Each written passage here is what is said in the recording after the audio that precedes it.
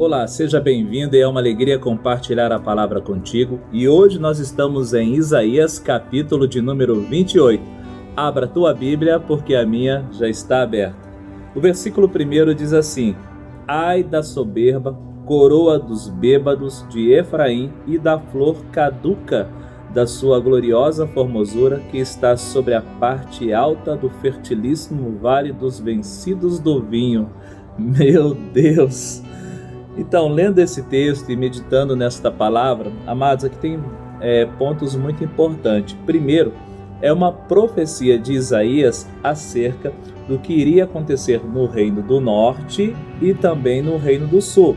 Reino do Norte, Israel, cuja capital é Samaria. Então, essa palavra aqui dizendo assim, da flor caduca da sua gloriosa formosura, está falando da capital, Samaria, que está no lugar fértil, vai ser destruída, e está chamando esse povo de orgulhoso e de bêbados. Por que bêbados? Ou seja, estão tomados pelas suas paixões, pelas suas vontades, pelos seus desejos, E uma pessoa que está embriagada, ela não consegue perceber nada que está acontecendo ao seu redor. E vai vir destruição sobre a vida deles e eles mal vão perceber que isso acontece. Mas o pior é que quando você vai para o versículo de número 7, a profecia agora é para o Reino do Sul, para Judá, cuja capital é Jerusalém. Por isso que está falando de sacerdotes, porque o templo estava situado em Jerusalém. E está dizendo no versículo 7, mas também estes cambaleiam por causa do vinho e não pode ter-se em pé por causa da bebida forte. O sacerdote e o profeta cambaleiam por causa da bebida forte. São vencidos pelo vinho, não podem ter-se em pé por causa da bebida forte. Erram na visão, tropeçam no juízo. Você vê que está falando do sacerdote e do profeta.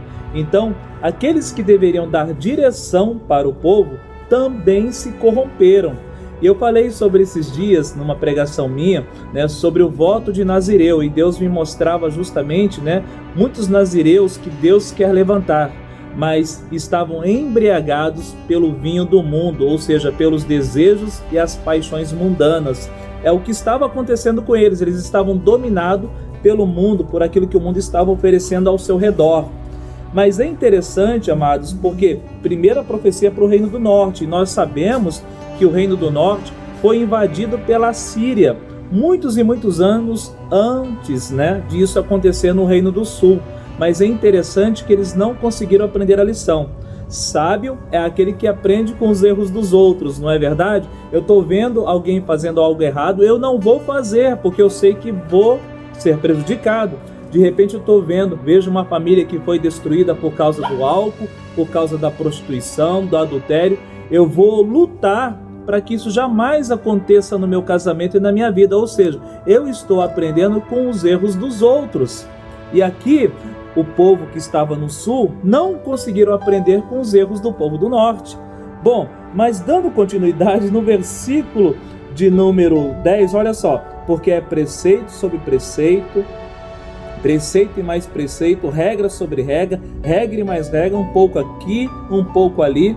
Então Deus, se você for ler o contexto inteiro, Deus está falando assim, parece que eu estou falando com meninos, parece que eu estou falando com crianças, preceito sobre preceito, lei sobre lei. Ou seja, estava falando assim, olha, eu tô o tempo todo falando para vocês que vocês precisam aprender, obedecer, e parece que vocês não aprendem, porque no versículo seguinte, no versículo 12, ao que ele diz, este é o descanso, dai descanso ao cansado, e este é o refrigério, mas não queriam ouvir, como criança não querem ouvir. Então vai vir juízo, vai vir cativeiro, e lá quando vocês estiverem presos lá naquele lugar, aqueles que prenderam vocês, você sabe o que eles vão ensinar a vocês? Obedecer. Ou seja, o Senhor está ensinando o tempo todo que nós devemos obedecer e muitas vezes não queremos obedecer. É comum quando alguém sai da igreja e fala assim, não aguento mais, é muita regra, é muita exigência, agora sou livre. É livre para quê? Livre para pecar? livre para fazer as coisas que esse mundo está te oferecendo? Não, eu prefiro viver embaixo da lei e da vontade de Deus. Bom, e para terminar, no versículo de número 16 diz assim: portanto, assim diz o Senhor Deus, eis que eu assentei em Sião uma pedra já provada, pedra preciosa, angular, solidamente assentada. Aquele que crer não foge. Já está falando do Senhor Jesus, ou seja, no futuro temos uma esperança. Lembra que é Isaías profetizando há cerca de 700 anos antes do nascimento de Cristo. No futuro teremos uma esperança, no futuro teremos um Salvador, mas nós sabemos que Cristo veio, né? A pedra angular esteve naquele lugar e muitos o rejeitaram. Não vai ser nós que vamos rejeitar, né? Pelo contrário.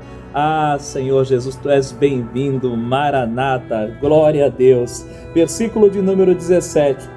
Farei do juízo a régua e da justiça o prumo, e a saraiva varrerá o refúgio da mentira e as águas arrastarão esconderijo. Ou seja, ele vai colocar uma régua de medir, ele vai colocar tudo no lugar. E eu falei esses dias sobre o prumo, né? Então, vai colocar o prumo de Deus. Paredes que estiverem tortas terão que ser endireitadas. Meu Deus, forte essa palavra. E a mensagem que fica para nós essa manhã é mais sábio aprender com os erros dos outros. É menos doloroso e é mais prudente também. Glória a Deus. Guarde essas palavras no teu coração e que Deus te abençoe.